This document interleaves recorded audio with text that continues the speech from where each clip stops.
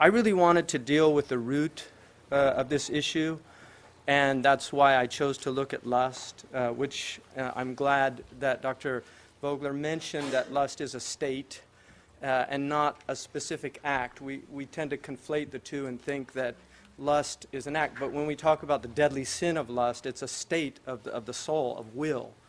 One of the things, my father said by 20, everybody's an expert on at least 3 of the 7 deadly sins. And by 50, you've got all 7 pretty much under your belt.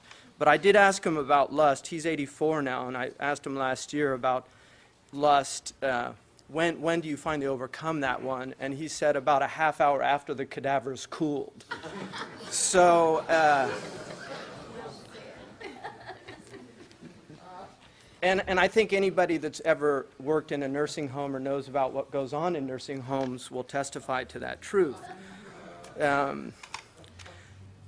Dealing with this problem, let me tell you how I got involved in this first. I went to Catholic schools, and I was in a boarding school for high school, and I think maybe 13 or 14, somebody inevitably smuggled in a Playboy or something, and this is the way I think people of my generation were introduced into pornography. But what's interesting is the memory of that first experience is very strong, and I think people can testify to that it's very strong, which indicates how powerful sexual images affect a person. They imprint on a person. Now, one of the things young people do tend to react initially, especially with hardcore pornography, they will act in disgust. Their reaction is one of disgust. The 60s or 50s Playboy, I think today would be considered like great art compared to what's on the internet. And I think a lot of people don't realize just how vile this stuff is. But I want to quote Pope here. One of the things about poets is we tend to forget that they are social scientists of the past. They often have extraordinary insights into the human condition through observation. But Pope said, "Vice is a monster of so frightful mien as to be hated needs but to be seen. Yet seen too oft, familiar with her face, we first endure, then pity, then embrace." And I think this is, in light of neuroplasticity, I think it's very interesting that the normalization of these things takes a long time. People's reaction to pornography when it was initially introduced into society was not an instantaneous acceptance. There was an immense amount of revulsion, especially when you're dealing with a culture that was still rooted in a Christian ethos. Now, as the Christian ethos has eroded and Christianity in many ways has become more like the world as opposed to making the world, molding it in the image of the celestial world, the city of God. The city of man has, in a sense, co-opted Christianity in many ways. So there are a lot of Christians that will actually argue that there's not really much wrong with pornography. I mean, you will find this out there. You will even find ministers today that might recommend going to a sex counselor and using this to enhance one's life. But one of the things that I wanted to look at was the object of desire. Before I do that, the reason when I became a devout practitioner at about 18 and really led a monastic life for several years, when I came back to the United States after being abroad, I married fairly quickly and really didn't think about pornography as an issue other than that I was seeing it out there on the periphery. But somebody 2 years ago came to me with the Google indices of pornographic downloads in the Muslim world and the sex searches, which were some of the highest in the world. And that really shocked me to find that out. And that got me interested in the topic, and so I read Pamela Paul's Pornified, which if you have not read it, I really recommend that book because that opened my eyes to the extent of this problem. But I decided to open up this issue in the community and invited Pamela Paul last year to speak in Toronto. She spoke to an audience of 15,000 Muslims. And then I spoke after her, and both of us were very surprised at the reaction. First of all, there was an immense amount of relief that the subject was being brought up. Many women in hijab, wearing the traditional covering, came afterwards and told me that they were so happy because their husband had a problem with this issue. So this is an issue that is affecting all of the different religious communities. We know that pornography is a problem in the Christian community. It's certainly a problem in the Muslim community. Now this creates an immense amount of cognitive dissonance. So I think you can imagine, especially for Muslims, when in many ways Islam is far more pre-modern in its practice today than Christianity, which has been through an Enlightenment, Industrial Revolution, and a lot of different perspectives and reformations. But in the Muslim world, lowering the gaze is a Quranic injunction. It says in the Quran, tell the believing men and women to lower their gaze. That is more pure for their hearts, and to guard their chastity.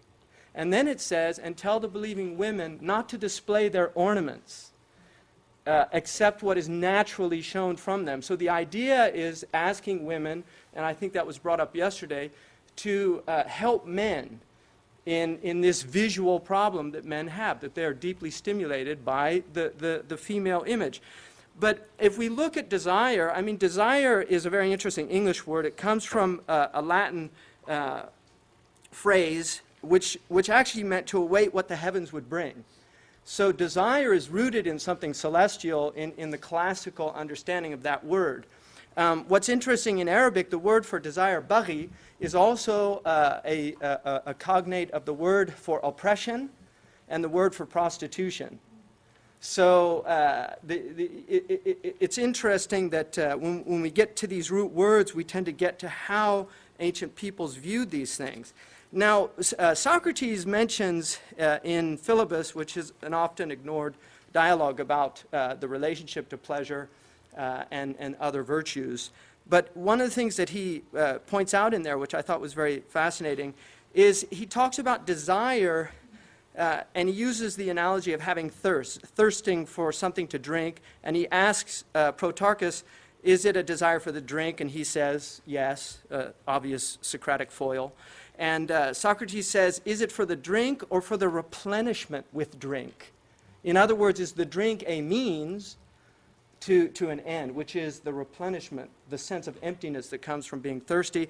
And Protarchus agrees. And Socrates says, therefore, when somebody becomes empty, he apparently desires the opposite of what he is experiencing, in other words, to fill himself. So desire is essentially an attempt to fill a void.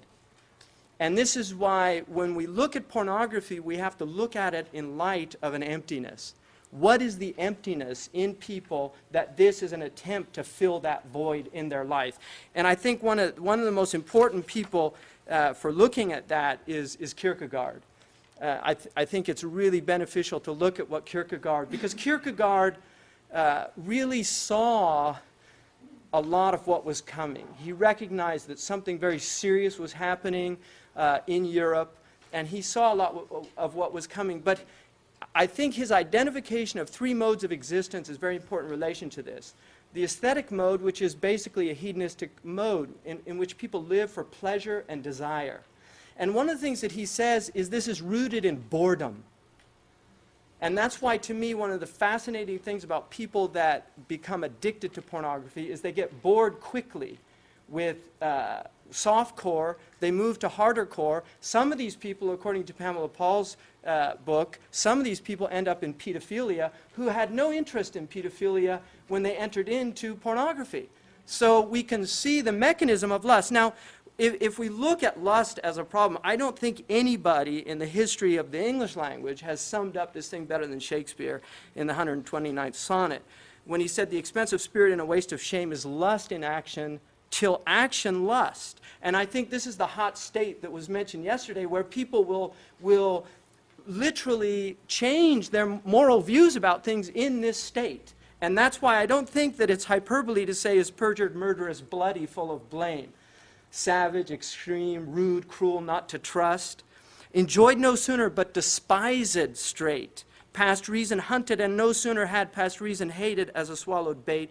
on purpose laid to make the taker mad. He doesn't tell us who lays the trap. Mad in pursuit and in possession so, had having and in quest to have extreme, a bliss in proof and proved a very woe, before a joy proposed, behind a dream, and there he means nightmare. All this the world well knows, yet none knows well to shun the heaven that leads men to this hell. And I think if people that are in pornographic addiction or seeking help, they would be the best commentators on what he's talking about, because this really creates a hellish state of the soul. And I don't think we've looked enough at the pain of these people that are dealing with these issues. It's very important. Now, I would argue that moral philosophy has as much to say about this as religious philosophy. And I know that some of the religious people have asked, where is the religious perspective? But I think as religious people in this room, we have to deal with the fact that in many ways religion has failed, because this problem is so widespread because of the failure of religion. Now, it's been said the devil has all the best tunes. And I think there's, in fact, William Booth, the founder of the Salvation Army, I think made that observation. And so his strategy was to use the tunes of the devil in hymnals. That's a little difficult with pornography. The devil has the best images, so what do we do? Well, part of that is recognizing that there are other types of awakenings. The sexual awakening is only one type of awakening in the human being. And the pleasure awakening, I mean, Kierkegaard says that there's no reason for 9 months of gestation and then several years of nurturing a human being if they're basically going to have the existence of a slug that seeks pleasure and avoids pain. It would be better to produce human beings like larvae that are just hatched out of filth. That if so much energy goes into the production and the nurturing of a human being, there must be something more here to a human being than simply the hedonistic pursuit of pleasure. And this is where he argues that it is the ethical life that is so important. Now, the ethical life is a life in which Kierkegaard said has to be at least one commitment to another human being. You cannot live an ethical life without commitment. One of the most important and really terrifying aspects of pornography is that it is an utter disregard for human beings. There is no thought, and Dr. Scruton mentioned this the other day, about using images where these are objectified images. There's no person behind the image, and yet that person is often an abused woman whose moral agency is questionable given her life history. Some of these women are in sexual slavery. We know that in sexual slavery there have been pornographic materials found in these busts of people that are sex trafficking. And this again is the optimization of profit. It's a lot cheaper to use a sexual slave in the production of a pornographic film. So we have to look at immoral capitalism. And I think a lot of us tend to forget that Adam Smith was a moral philosopher as well as being the father of capitalism.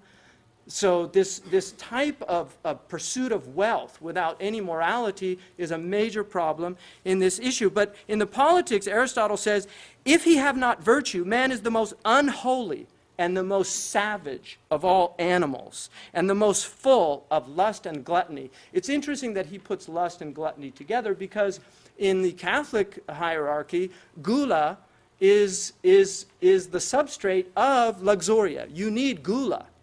And I think our obesity problem should be looked into, because when you have an abundance of animal spirits, so people have too many calories. And this is why there's a recent study that's going on about caloric deprivation. People are eating 15,000 calories a day in a scientific study to see the longevity effects. They've committed to this, but in Time magazine where I read about this, one of the things that they mentioned was a decreased libido in these people. So the relationship between gluttony and lust is a real relationship, and one of the ways that both the church and Catholicism used in addressing this problem was fasting. Literally to deprive oneself of caloric intake. Now, in the Catholic tradition, I think this is very fascinating to me, the deadly sins are sins that kill the life of the soul. leaving the sinner without sanctifying grace. They are not individual actions. These are states of being.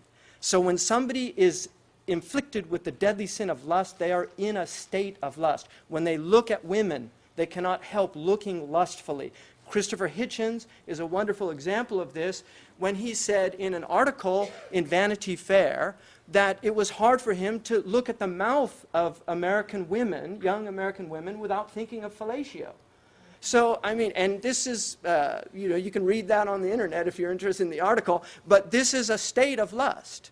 When this is how you are looking at the opposite sex as an end, a means and not an end, a means to your own pleasure and gratification. Now, what's fascinating to me about the Catholic understanding of this is that what is rooted in sinfulness is love.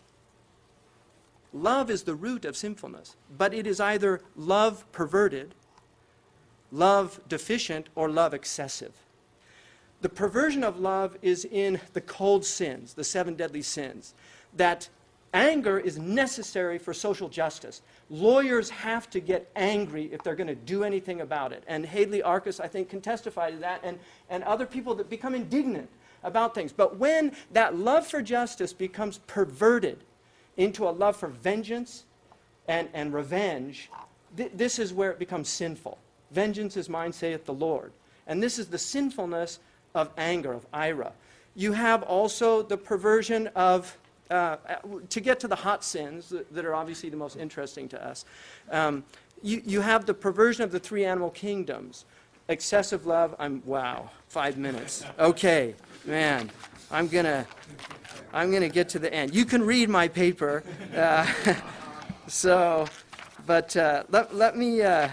Let me just finish.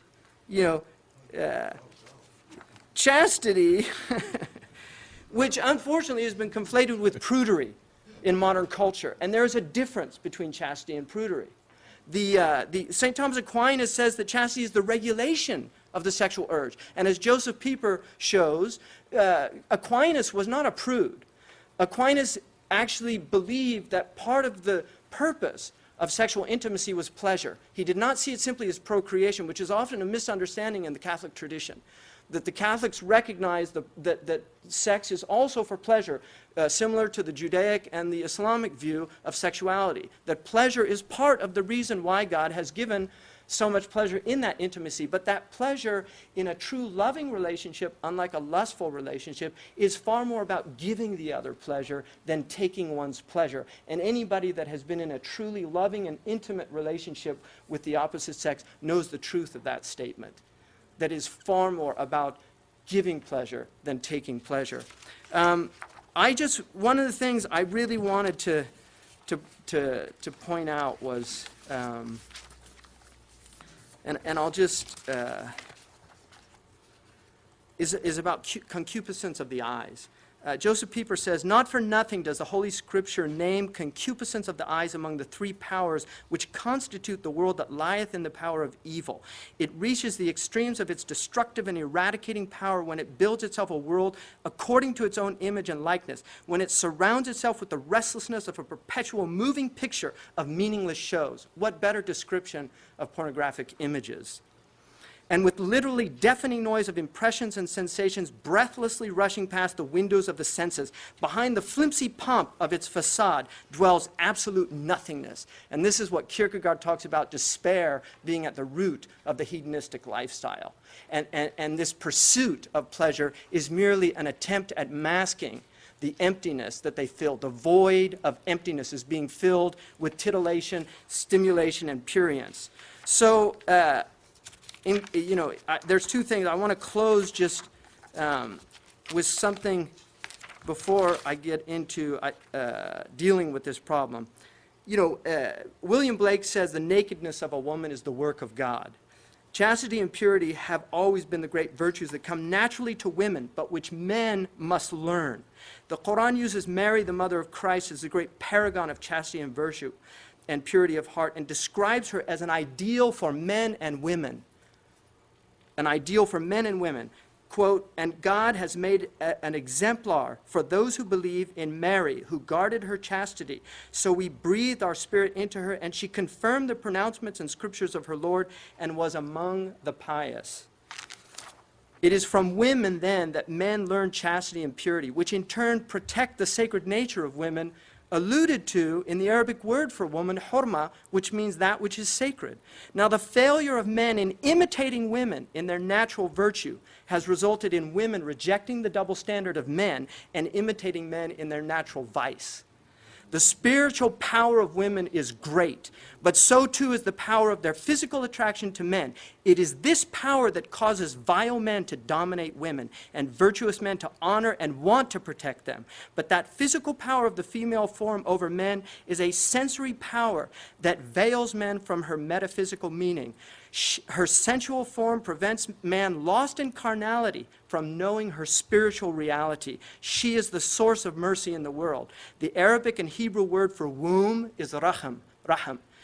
From that is derived the word for mercy, rahmah.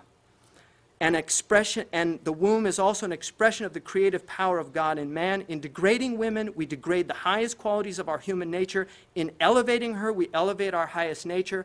When her natural virtues, compassion, kindness, caring, selflessness, and love predominate in men, men are able to overcome their natural vices and realize their full humanity. When, however, those virtues are absent, men descend to the lowest of the low and are worse than beasts. In unveiling the outward beauty of a woman, we become veiled from her inward beauty. As a poet from the distant past, Jami', who's the equal of Rumi in Persian tradition, said, "I said to my rosy-cheeked lovely, 'Oh, you with bud-like mouth, why keep hiding your face like flirting girls?' She laughed and said, 'Unlike the beauties of your world, in the veil I'm seen, but without it I'm hidden.'" I want to just offer quickly, and I'm done, just some ways of dealing with this. The first is tipping point principles. We have to influence mavens, influencers, connectors. We have to get to these people. These people are going to change the discourse. We have to understand the power of context, the common weal, the importance of children in the public space, that they should be guarded from these type of degrading images. In the 60s and 70s, feminists argued that pornography was exploitation of women. So what was the pornographic reaction? Well, okay, we'll make it equal opportunity exploitation. So now we have to bear naked images of men on Calvin Klein advertising and things like that. The second is, I think, to recognize Callie Lawson's approach in Adbusters, the uncooling of brands, and make an uncooling of pornography. In movies now, you often see cool references to pornography. It's a hip thing. I'm a porn star in practice, this type of thing, that we have to make it uncool. Losers do this. This needs to be done in Hollywood films, things like this. So it's seen for what it is, that it's a pathetic and degrading state of a human being. Also business studies, because if you really want to get some funding for serious studies, then just show businesses what they're losing in productivity because of people using online porn. Last week, Time magazine mentioned that since the recession, pornography in a workspace has gone up considerably. One of the things they're only measuring is paid pornography. They're not measuring free downloads. So I think there's some important studies. If we can show the business community the harm in productivity, we're going to get some funding to really look at this thing at a deeper level.